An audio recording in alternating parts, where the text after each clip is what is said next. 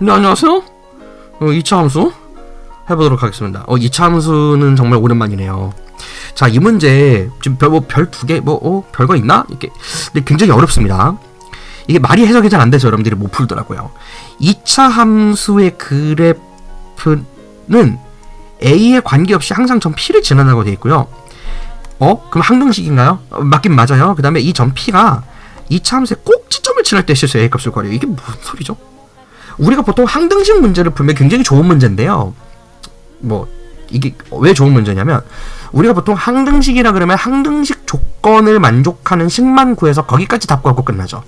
근데 얘는 항등식을 구하는 것 뿐만이 아니라 그 여러 가지의 항등식에 만족되는 조건들 중에서 특정 조건을 만족하는 A 값을 또 한 번 더 구하라고 물어보고 있는 문제입니다. 그래서 두 단계로 해석을 해야 되는 거고요. 처음에 여러분들이 해석을 할 때 꼭지점 P 그러면은 얘를 반의 제곱으로 묶어서 표준형으로 바꾸나? 그런 생각을 하는 게 자연스럽긴 해요. 2차 함수에 대해서 많이 알고 있는 학생들은 이제 이거를 x 플러스 막 2분의 a 플러스 2의 제곱으로 묶고 막 2a 빼기 3에다가 빼기 4분의 a 플러스 2의 제곱은 또 빼고요. 이렇게 하긴 할 건데, 이렇게 해놓으면은 이게 해석이 안 돼요. 왜냐면 이게 a에 대한 항등식하고 어떤 관련이 있나요? 그 점 P를 어떻게 해석할 거예요? P에 어떤 관계식이 주어진 게 없는데. 그죠? 사실 이거 문제를 잘못 읽은 거고요. 얘를 나눠서 해석을 해야 돼요. 자, 먼저 첫 번째 조금부터 보도록 하겠습니다. 지금 A의 값에 관계없이 항상 점 P를 지난대요. 그건 무슨 말이냐면, 정점 P가 있어요. 이거 움직이지 않는 거를 정점이라 그러죠. 이거 원래 공통수학 2에 나오는 내용이긴 해요. 근데 이 정점 P에 대해서 이 2차 함수가 미친 듯이 움직일 수 있어요. 근데 이 2차 함수의 식에서 A가 어디 있는지 보세요. 일반형에서 X제곱의 개수는 1로 고정되어 있으니까 그래프의 모양이 바뀝니까? 안 바뀝니까? 안 바뀌죠? 그죠? 안 바뀌고요. 1차항의 개수와 상수항의 A가 있으니까 결국 AX제곱 플러스 BX 플러스 C꼴에서 B하고 C에서만 바뀌는 것이 보이는 거예요. 얘는 그러니까 평행이동을 한다라고 생각해야 돼요. 그래프의 모양이 안 바뀌지만 P를 이렇게 지나갈 수도 있고요. 이렇게 지나갈 수도 있고요. 이렇게 지나갈 수 있어요. 여러 가지 방법으로 지나갈 수 있는 거예요. 무궁무진하게 많은 거예요.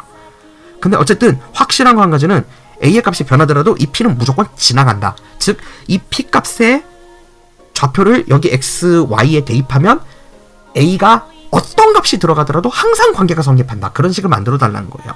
그러니까 A에 대한 항등식으로 만들어야 돼요. 그럼 항등식이라는 건 어쨌든 우리가 괄호 곱하기 A 더하기 괄호는 0. 원래 그게 이제 방정식에 따른 항등식이죠. 항정식. 2차 함수에서도 항등식을 만들 수 있어요. 이게 약간 이제 공통수학 2스러운 형태, 약간 조금 고전적인 문제라서 그런 건데, 자, 이제 항등식 성질을 이용해가지고 첫 번째 관계를 해석을 해야 돼요. 항등식 해석을 하도록 하겠습니다. 그러니까 이걸 하기 위해선 일단 y는 x제곱 2차 함수식을 그대로 쓰는데요. a끼리는 따로 묶을 거예요. 그래서 x 안에 있는 거를 이렇게 전개를 해서 2x는 그대로 앞에 두고 플러스 a로 묶을 거고요.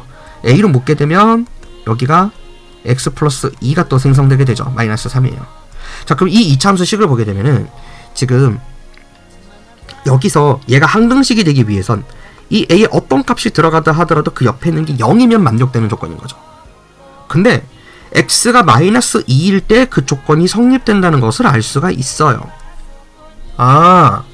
그러니까 얘는 지금 무슨 얘기냐면요, 그 P의 X좌표가 마이너스 2인 걸 알려주고 있는 거랑 같은 거예요. 왜 그럴까요? X에 마이너스 2를 넣어버리면 이 우변에 X에 마이너스 2 넣으면 어떻게 돼요?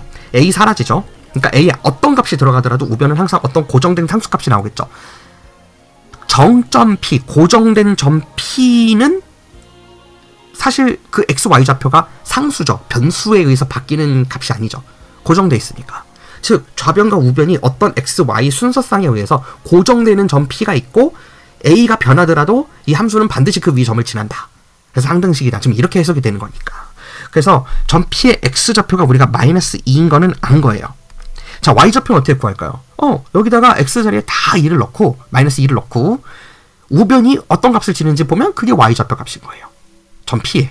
그래서 여기다가 그대로 다 대입을 해갖고 x-2를 대입하게 되면 여기 4죠? 여기 마이너스 4죠? 다 없어져요. 오케이. 마이너스 3만 남습니다. 그러니까 마이너스 2, 마이너스 3이 전 P의 정체였던 거예요. 여기까지로 1단계 해석은 끝이 난 겁니다. 자, 이제 2단계 해석을 가야 되는데요. 이번에는 이 점 P가 아까는 2차 함수의 어디 위에 있는 점인지 상관없었어요. 다만 고정된 점이고요. 2차 함수가 평행이동을 미친 듯이 하는데 항상 이 점은 지나간다. 지금 그 조건을 한 거잖아. 첫 번째에선.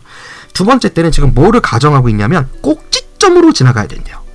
이제 이 P 마이너스 2, 마이너스 3은 이 2차 함수의 꼭지점이 되도록 식을 유도해야 되는 거예요.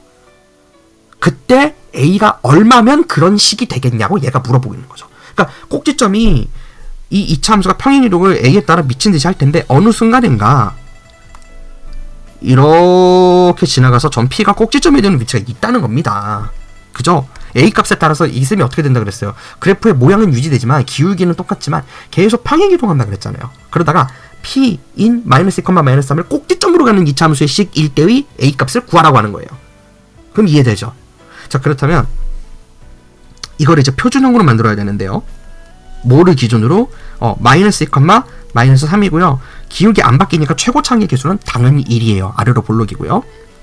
그래서 y는 x 플러스 2의 제곱에 빼기 3을 넣어주면 돼요. 얘가 우리가 찾고 있는 식인 거예요. 언제 a를 어떤 값으로 가져가면 이 식이 되는지 보자는 거예요. 즉 위하고 아래식하고 같아야 된다고요. 요지 이해됩니까? 그래서 얘를 전개를 했을 때 개수 비교를 하면 돼요. 얘는 x제곱 플러스 4x 빼기 그러니까 더하기 1이 되게 되겠네요. 그럼 요 조건을 만족하려면 지금 우리가 아까 a 더하기 2의 x였잖아요. 이 a가 2여야 된다는 거예요. 그러면 2의 2 빼기 3도 어떻게 되죠? a에 2 넣으면 1 되죠. 그럼 맞는 거예요. 그래서 답은 2번이다. 굉장히 신기한 문제고요. 우리가 보통은 항등식의 성질을 이용해서 특정 조건을 구하는 것으로 문제가 끝이 나요. 근데 여기서 그걸로만 멈춘 게 아니고요. 한 단계 더 들어가서 그 항등식 조건으로 특정 조건을 찾은 다음에 그 조건이 또 다시 한번 역으로 이 조건을 만족할 때 이 수많은 2차 함수식들 중에서 꼭지점 특정 지점을 딱 지나가는 후보군 2차 함수식 딱 하나는 A가 몇일 때 가능하겠느냐라고 두 번 물어보는 형태의 문제라서 사실 난이도는 굉장히 높은 문제입니다. 좋은 문제고요. 지역 학교에서 얼마든지 이런 형태로 문제를 낼 수 있다. 그러니까 왜 어렵나요? 결국에 문제가 해석이 안 돼서 어려운 거예요. 수학이라는 게 이렇게 항상 문제가 주어져 있는 거를 문장을 끊어 읽어가면서 주어져 있는 정보를 수학적으로 논리적으로 체계가 끊어짐이 없이 적용하는 연습을 무한 반복하셔야 돼요. 고등학교 수학부터는 개념을 아는 것으로 끝나는 것이 아니라 개념의 깊이를 가져가기 위해선 그 개념을 여러 방면으로 쓸 수도 있구나. 동전의 앞면만 있는 것이 아니라 뒷면도 있는 거고 동전을 세우면 옆면도 있네. 이렇게 다각도로 해석할 수 있는 개념의 깊이가 깊어지는 형태로 학습을 해야지 최고로 여러분들이 성적을 거둘 수 있는 거예요. 아시겠죠? 네, 여기까지 하도록 하겠습니다.